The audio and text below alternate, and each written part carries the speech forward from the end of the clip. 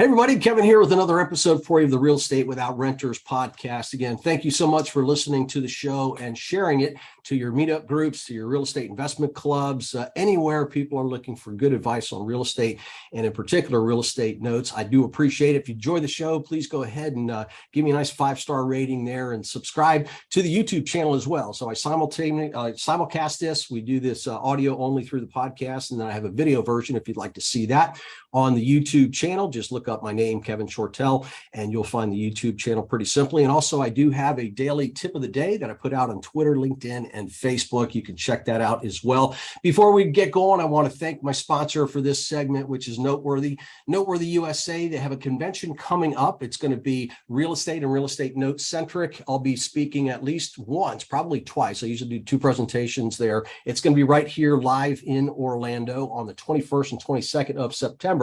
And my listeners get a substantial discount, 75% off, but you got to do it soon. The code is Labor Day, all is one word, Labor Day 22 to get that discount. Just go to noteworthyusa.com, check out the website, click on events, and you can, if you want to attend that event, click, put the code in there, and you'll get a nice discount here. I wanted to get this podcast out to you before the lengthy weekend here to hopefully get you thinking about some things, get you inspired, and there's a lot of craziness going on in the economy, and it's something that we all have to really think about and how we're positioned right now, where we should start positioning ourselves in the future and gaining our knowledge. So I've invited my friend, Chris Naugle. Chris is America's #1 money mentor. He has over 19 companies. He's been featured on Forbes, ABC, House Hunters, had his own pilot for HGTV, and is founder of the Money School, which is where real estate investors looking for money, looking to invest with other people, looking to lend money, all get together. And as a result of that, he is managing millions of dollars, tens of millions of dollars in the financial services and real estate transactions. So a lot to learn from. Chris, welcome. Hey, man, thanks for having me on. I appreciate it. It's so good to see you. I had a great time in Buffalo. My listeners know I was up there in Buffalo with your group, and I am continue to just be impressed by the people that you teach. I mean, one of the things that I love about it is they're very coachable, and you think that that's an easy concept for people to understand. Sure, I'm coachable. A lot of people just aren't. They're not open and willing and to learn. They're not willing to take some risk or think about things a different way. And you've done really a masterful job of that. And I can say that in personally working with a lot of your folks who are taking their concepts and applying that to the real estate note industry, they're doing great. I mean, they're just going absolute gangbusters. And I really think that has everything to do with being coached by you on the money side here. So I know you're on a mission with this, and I know your goal is to help people learn about money. And I want to know how you started in that, because I think our background might be a little similar in the fact where I didn't grow up with money. And certainly in our household, we never even talked about money. It was just a taboo subject to be brought up. And of course, you don't learn anything from that. So what was your story? What got you on and locked into this mission? Oh, it certainly wasn't my upbringing. I mean, I was brought up in a lower middle class family. My mom raised me with hardly anything. So, I wasn't one of those families where when I wanted the new shoes, the new BMX, or the new skateboard, I got it. No, everything to me was drawn on paper. It was visualized. It was dreamed. And I became a master at delayed gratification, because everything I ever wanted, sometimes it took a year or even longer to get, but I never stopped thinking about it. So where money really, I guess, became real to me, because, I say this a lot, you may not understand this now, but at the end, I hope you have some clarity on this. I mean, money has a language. And, when we're born, when we're brought up, we don't understand that language. And I've just learned the language. So if money has a language, I now speak that language. But it didn't happen until probably my first real experience with money, wasn't so much growing up, but was when I watched my mom save. She didn't have much. So every time she wanted something, she'd save money in a jar. And I remember when she saved enough, she would call me in and we would count all the money, roll it up in change. And I'd watch how all those rolled change things would just go out and buy a new lawnmower. Now, most people don't get excited about a lawnmower, but in my family, man, that was a monumental thing. I'm like, oh my God, there it is. I get to mow the lawn, riding that. It was just an exciting thing, but it wasn't exciting because it was a lawnmower. It was exciting because of the process going up to that. And that's how I learned about saving. And my mom got me a little black box that I used to save my own money in that I'd make from working. You know, we lived across from like a horse stable, and I'd go over there and clean the horse stalls and everything else. And I'd make a couple bucks here and there. And I kept putting it in there. And I remember one day my mom asked me if I wanted to go look at this dirt bike. I had been fixating on this dirt bike for, I don't even know, months and months and months. And we went and looked at it. I rode it. And, you know, I'm like, okay, I'm thinking, okay, we're going to get back in the car. That was awesome. You know, a couple hours. Wow, what an awesome experience. My mom says, you know, would you like to buy it? I was so confused because I didn't think I had enough money to buy it. And then she tells me that I had saved enough in that little box to buy this dirt bike. And that was the first time it became real to me. And it was a feeling of excitement. It was a feeling of pride and joy. Accomplishment. So fast forward, you know, I continued going on working at farms. And when I was 16, I got a real job working at a restaurant. But that restaurant job, they taught me, they treated me awful. I mean, I was literally clinically depressed because of the way they treated me and made me think I could do nothing right. And one day I quit. I don't remember how long, 6 months or so. But I wasn't a quitter. So when I quit, I had a backup plan. I couldn't just come home and tell mom I quit my job. That just wasn't an option. So when I came home, I said, Mom, I quit my job, but I'm going to start a clothing line in the basement called Fat Clothing Company, PHAT. Me and Mr. Mahalski, my art teacher, are going to print shirts after school, and I'm going to sell them out of the backpack. And that's what I'm going to do for money, Mom. And she embraced it. She said, that's awesome. So you got the entrepreneur bug pretty early. I did, but you know, like back then, this is 1992.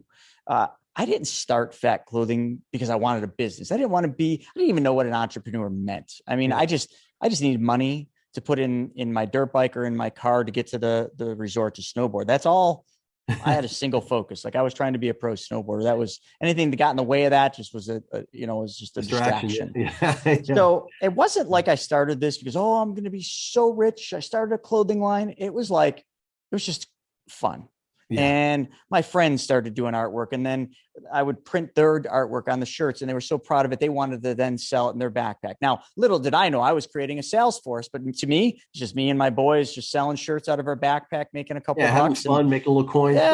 Yeah. So that's how it started. But a year later, after I'd gone on the road snowboarding and selling my clothes, I'd gotten a taste of what it was like to actually have your own shop. I'd seen many shop owners, and I'd seen what that was like. So it wasn't just like their passion. It was like their passion paid them an income and allowed them to fulfill what they were doing. So I naturally got the idea, I need a shop. Mm-hmm. So I needed 70 grand to open this. And I put business plans together. I went to all the family members, and everybody told me I was crazy. Kind of like that movie, Kid, You'll Shoot Your Eye Out. It was almost the context of what they said. And I almost gave up. And I remember my mom saw this happening. She didn't have 70 grand, but in the divorce, she got the house, and the house probably had equity of about 75 grand. So before the deal died, she said, so, what really has to happen for Fat Man, which was the name of the shop, PHATMAN, to become reality? And I said, well, they want this thing called collateral. I don't know. I told them I had a 86 Buick, a KX 125, and a baseball card collection. And they said, no, kid, we need collateral. And I'm like, okay. So she said, well, would the house work? And I said, I don't know. Let me ask them. Sure enough, the house worked. And my mom put the house on the line so that her punk snowboard kid could chase his dream. And Fat Man Board Shop opened November of 94. It was a proud moment in my day, but it was also a real moment because at that point, things just got real. Now I knew there was consequences. Clothing line, whatever.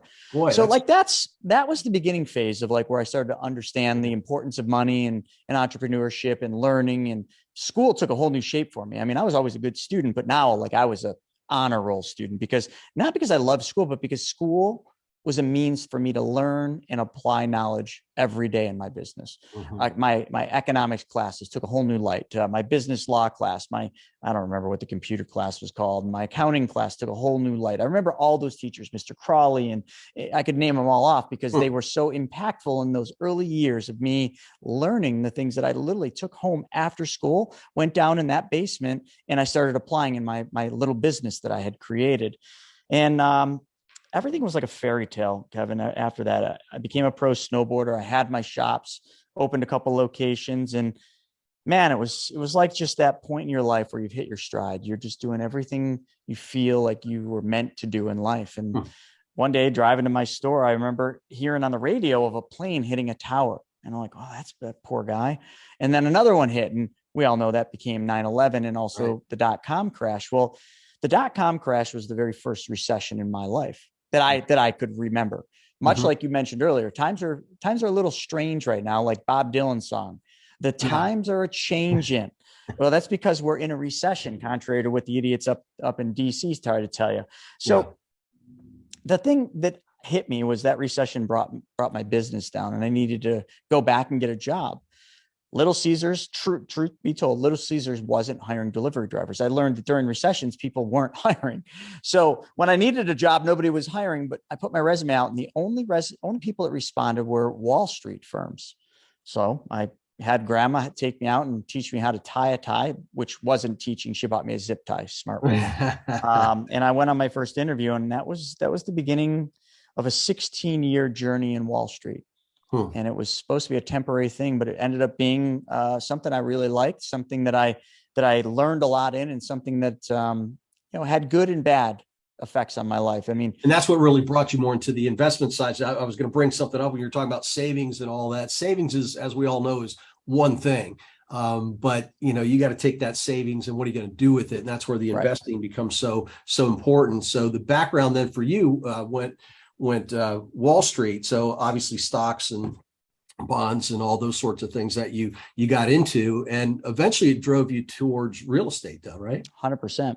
So, I always like to, and a lot of people don't quite comprehend this, but Wall Street was the best lesson I could ever get and the absolute worst lesson I could ever get, because it taught me everything I needed to know about traditional financial knowledge, which is the complete opposite of what I teach today. Because everything that I learned in Wall Street seems so good and glamorous, and we've all seen the movies, but literally it's not what the wealthy do with money. So you mentioned real estate. Well, I was one of the top 3 advisors. I rose to the top pretty quickly, making hundreds of thousands. And then 6 and 7, I'd flipped a house each of those 2 years. That didn't do very well, but I just saw a TV program. I'm like, oh, I got to flip a house. And I had the money to kind of help do that. Yeah. But 2008 came along right at the wrong time. And you would think like somebody in that world would have saw this coming, not even close. Like literally like up to the day where like Lehman melted down, like we were telling clients, it's okay. Like this is just temporary. And that came from the higher ups in Wall Street. So at that moment, I was deep into a development of a strip mall, my new location where my store was going to be, and I was going to rent, and I almost went bankrupt. But one thing I saw through 2008 is what rose to the top were all my clients that didn't have much money with me, but they were real estate investors.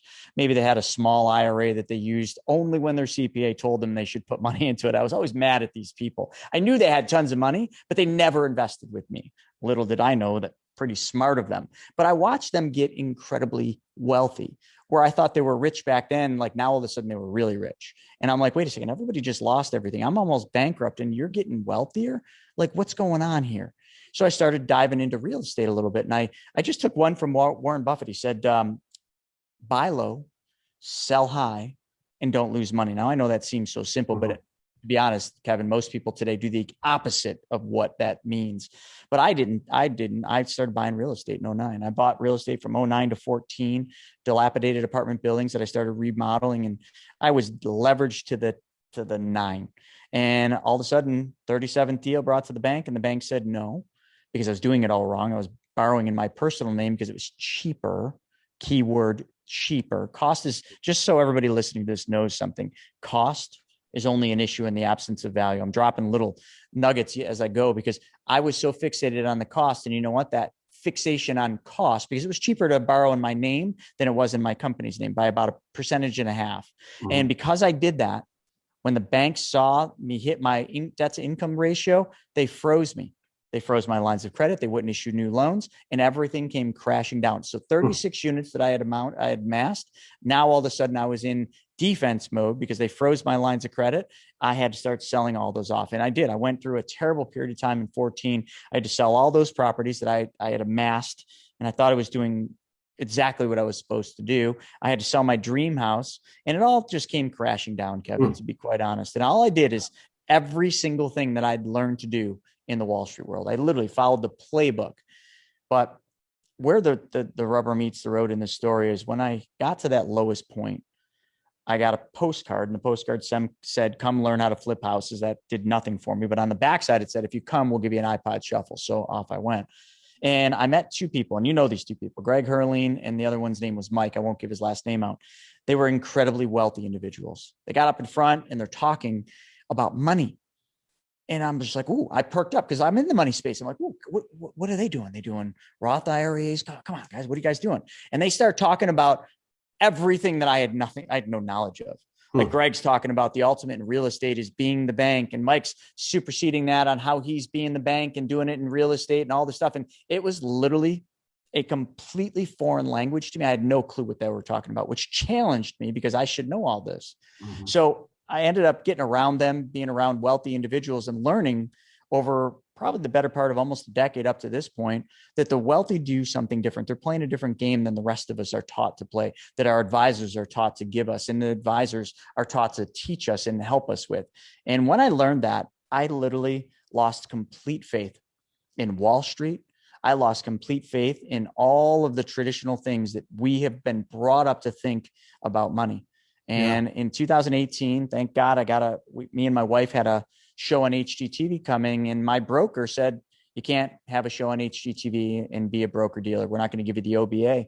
So I ended up selling my practice, and I was so checked out, Kevin. Like literally, like the fact that they allowed me to be an advisor at that point was showing that they knew nothing about me, because I hated everything I was doing. I was trying not to get clients because I didn't believe in it anymore. Yeah. And when I left, I started doing everything that I do now, which is teaching people the truth about money, teaching people what the wealthy do, and teaching people how to become their own bank with the simplest strategies and the simplest things that they can do. Everybody can do it.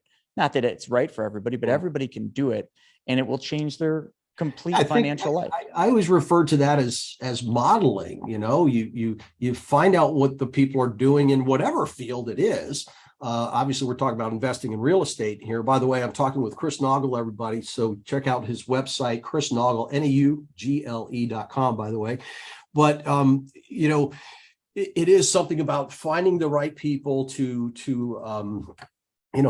learn from and just modeling what they do and perhaps tweaking it a little bit. And I have to say, I really got reminded of that in Buffalo, and Dan Clark was there because, I'm listening to Dan and realizing that I had met him, before years ago, and just simple statements that make sense. You know, you make the same amount of money as your 5 friends, and that's really a part of that association. Who are you associating with? Who are you placing your business modeling with? So obviously these guys, when you went to that real estate presentation, made an impact, and you started growing from there. And what do you think today? What can you tell my listeners today about positioning themselves, or what do you think real estate's going to happen? Where's a good play for that? Or is it time to retreat? I get this question. The big question. This is the big question. I was just in Chicago teaching. That's what everybody's talking about. Speaking, to a very high net worth group of mastermind students for a real estate mastermind. And this is the number one question. Like, what's happening in real estate? What should we do? It's very simple, folks. So if you haven't noticed, the thing's broken. And what thing do I mean? I mean all of it. It's all broken. The Fed has been raising interest rates. The Fed's unwinding their balance sheet. The whole stock market is being held up by one thing and one thing only. The reason things don't appear as bad as they really are, if you understand what I understand, is unemployment numbers. And we're losing those soon too. I know, don't listen to the numbers. They're always forward leaning. Okay. Or I'm sorry, tail end leaning, not forward leaning. So when you actually understand how all this works, and the only way to understand is really study history, study economics, and understand like the signs. So I'll just tell you exactly what the signs are. And folks, here's the scariest thing. What I'm going to tell you is absolutely correct. And if you want to challenge it, like we can, but I'll win. I don't mean to be arrogant. I'm not. I'm very just very open about this. The stock market is going to crash. And people always ask how much. And I say, well, by the numbers, by the charts, just looking at the indexes, S&P 500, Dow Jones, whichever one you look at, from where we sit today, we've got about a 60 to 80% free fall. And I know you don't want to believe that. I know you're like, that isn't going to happen until it does. And folks, I hate to tell you, it will. It absolutely will. So much money in people's retirement accounts, and that's where it's, and money never evaporates. I know people like it. You might think it evaporates when you look at your statement, and most of you can look at your statement right now and be like, ooh, that money didn't evaporate. You know what happened to it? It changed hands. You lost it. Somebody else made it. Money never disappears. It just changes hands. And the one thing that I can teach, and that I do teach a lot of, is really how to prepare for this, because it's quite simple. You need to do everything the complete opposite of what you're probably doing today. You need to stop believing the gurus and the news stations saying inflation's stealing your money. It is, but there's nothing that you could do about it. And inflation is temporary. We might be at 8.5 inflation, but that shouldn't drive you to make stupid long-term decisions trying to combat a short-term problem like inflation. Let's get back to real estate. What's going to happen in real estate? Well, I think, prior to what you see happening today, everybody said that I was full of it. Nobody believed me. Everything was good. Real estate is going to keep going because there's so much demand. It doesn't matter how much demand there is. It doesn't matter how much of a shortage of inventory there is. It's a mathematical equation. That's it.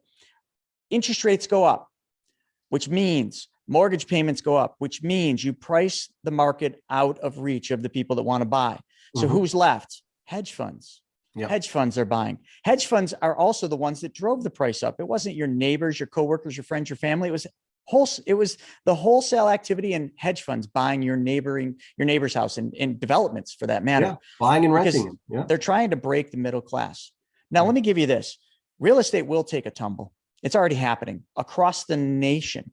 Arizona, I believe me. Sales are falling through like crazy. All over. Yeah. Sales are falling through. The price of real estate will come down, and it already is, and it's going to come down a lot more. But you know what? Don't be scared of that. This is the single greatest opportunity for all of your lives. This is Kevin's podcast. Kevin literally has been through this, not once, not twice, several times. This is the time when you should be cheering. And this is the time when you should be like so freaking excited for what's next. But you're not, because you're scared and because you're not positioned. If you got all your money in a 401k or in the stock market, or you've been playing this crypto game, that's not worked out so well for you. I'm not saying crypto is bad. I'm not saying stocks are bad, but you got to understand the game you're playing, and you're playing the wrong game because you don't know, like, and understand what you're doing with your money. If you know, like, and understand real estate, then why aren't you doing real estate? And if you know, like, and understand real estate, then you would know, like, and understand what the strategy is right now. Notes are freaking phenomenal because notes are always bottom feeding. You're always finding the opportunities amidst what everybody's trying to look for. Everybody out there is trying to look for something, and you're over here in the left field looking for something else. Yeah. And it's like wholesalers right now, like they're making money, but now they're struggling a little bit. It's because you're playing in the same swimming pool as everybody else. That ocean is so red with blood that you're not in the blue ocean. Like, the thing with real estate that you got to understand right now is, if everybody gets to a point where they can't afford the housing right now, one of two things has to happen. Number one, families, millennials, whoever you want to think, they can't buy. So what are they going to do? They're going to rent. So if you're in the rental game, guess what? You're probably full occupancy and your rents are probably going up. Kudos to you. Okay. Or number two, the second thing that's going to happen is prices are going to come down. But there's a third thing that's going to happen, and that's both are going to happen.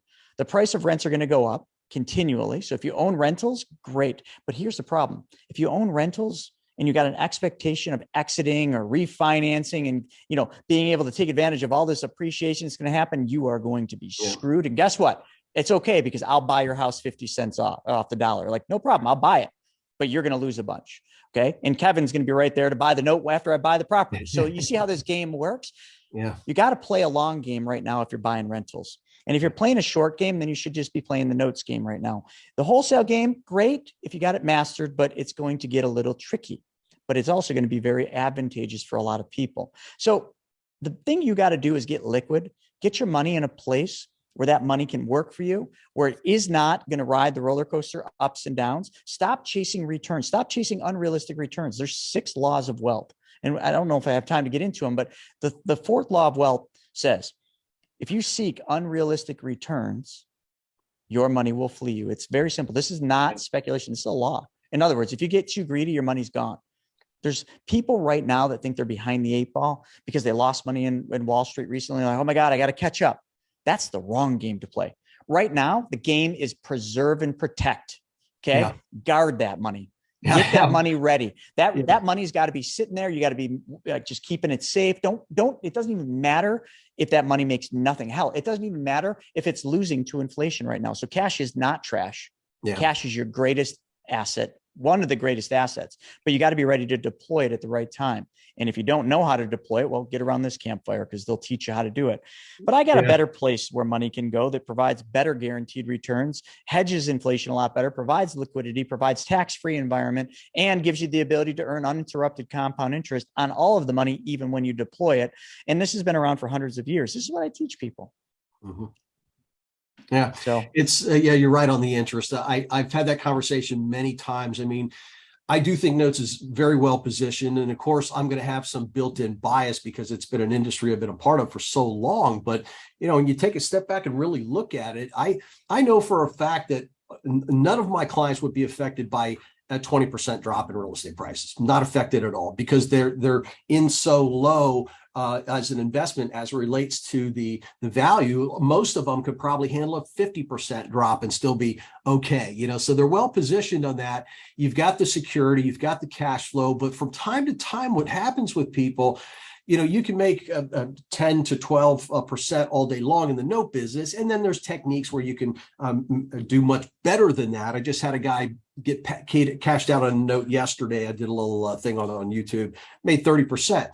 And people hear that and go, well, I just want to do deals that make 30%. I'm like, well, you know, I had a deal the other day for somebody. It's like, all right, this is making like, you'll make about 10.2% on this. Yeah, I really want stuff that's making me 12. I'm like, take a good solid law deal number right now 4 at 10%, because that extra 2% interest is not going to change your world at the end of the day. And you're going to end up sitting on the sidelines waiting for something else that isn't going to happen here. So yeah, I think on the real property side, people have to be a lot more cautious on that because property value is very likely going to go down. But what we're seeing on the other side too, by the way, and I've already seen this impact note investors, is seller financing just fills that void, you know, because the banks aren't doing the loans. People can't get that.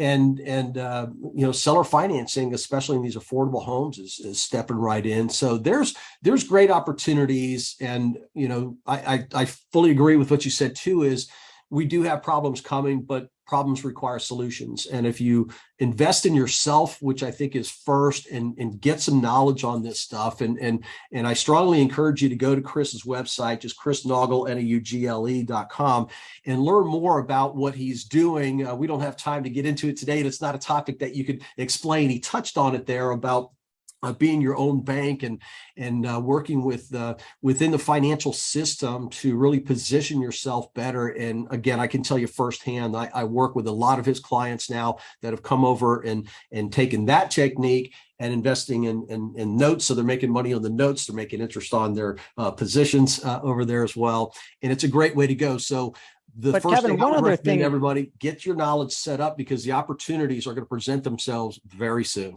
Let me hit one more thing, and you know of this, and then I'll shut my trap. You know, one of the issues that people don't get into real estate or notes is because they think they need to have the money. But you know, I've created the dating site for money, which, as you know, and you're on it, Private Money Club, and we're launching to the U.S. October 14th with the craziest thing. And this is the one thing I seriously will tell you: this is going to change the way money works forever. Because just like a dating site where two people come together, they go out, date, and fall in love, have kids. Like, I've created that same model for money.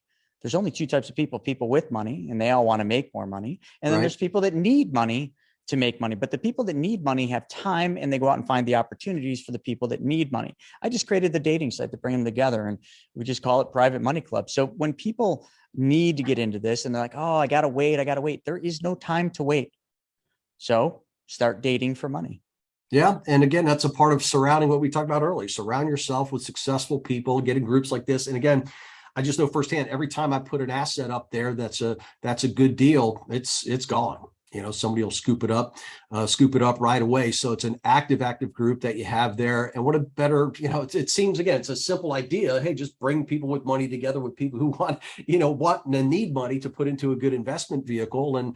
And you've got a winning hand there. So I know that continues to grow. And man, I really appreciate you being on.